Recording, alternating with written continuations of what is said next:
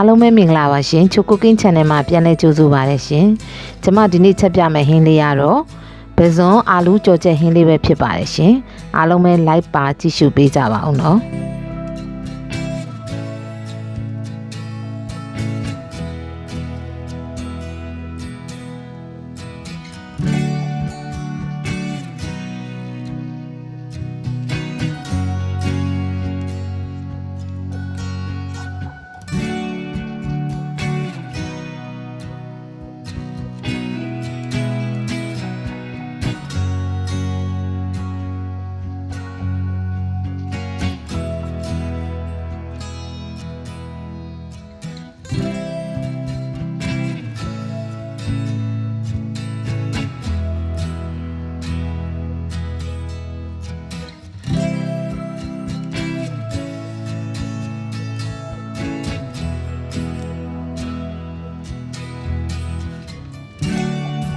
ဟုတ်ကဲ့အရင်ဆုံးအိုးပူလာပြီဆိုရင်တော့စီထည့်ပါမယ်ရှင်စီပူလာပြီဆိုရင်တော့ကျမငရုတ်သီးအကျန်းဘတ်တွေထည့်ပါတယ်ရှင်ပြီးရင်တော့တေချာလေး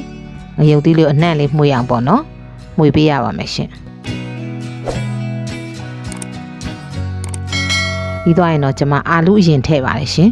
ဘာလို့အာလူးအရင်ထည့်လဲဆိုတော့အာလူးကစီနဲ့လူးလိုက်တဲ့အခါကျတော့เนาะပို့ပြီးတော့အာလူးကနူးလွယ်ပါတယ်ရှင်ဒါကြောင့်အာလူးကိုကျမအရင်ထည့်တာပါပြီးရင်တော့ငပြားလေးထည့်ပါမယ်ရှင်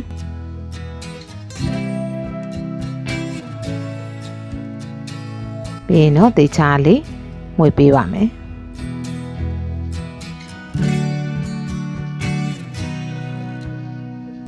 ဟုတ်ကဲ့ပြီးရင်တော့အချို့မဟုတ်နည်းနည်းထည့်ပါမယ်ရှင်ပြီးရင်တော့တေချာလေးနှံ့အောင်မှုေပြီးတော့အာလူးကိုနည်းနည်းကြာလေးပေါ့နော်စီလေးနဲ့ကြာလေးလှိမ့်ပေးရပါမယ်ရှင်ပြီးသွားရင်တော့ကျမအရသာနယ်ထားတဲ့ပဇွန်လေးထည့်ပါတယ်ရှင်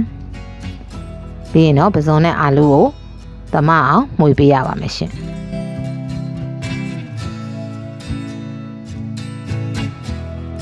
ဟုတ်ကဲ့တေချာလေးနှံလေးမှုေးလာအောင်မှုေပေးပါမယ်ပြီးရင်တော့ကျမတို့စောစောကပဇွန်ထည့်ထားတဲ့စလုံးလေးကိုရေကျင်းပြီးတော့ထည့်ပါတယ်ရှင်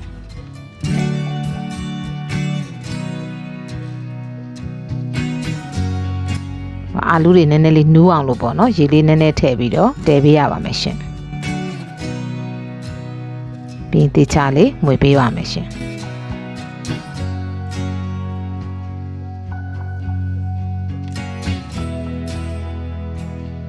ဟုတ်ကဲ့ဖုံးလေးပိတ်ပြီးတော့အာလူးနူးအောင်တည်ပေးရပါမယ်အာလူးလေးနူးလောက်ရှိပြီဆိုရင်တော့အဖုံးလေးလှန်ပြီးတော့ဟိုဘက်ဒီဘက်မှုေပေးရပါမယ်ရှင်တချို့ကြတော့လဲစီတက်ပြီးချက်ကြတယ်ပေါ့နော်ကျမတော့ဒီအကျန်းဘက်ကလေးနဲ့ချက်တာပို့ပြီးတော့ကြိုက်နေသက်လို့အကျန်းဘက်လေးနဲ့ပဲချက်တာပါရှင်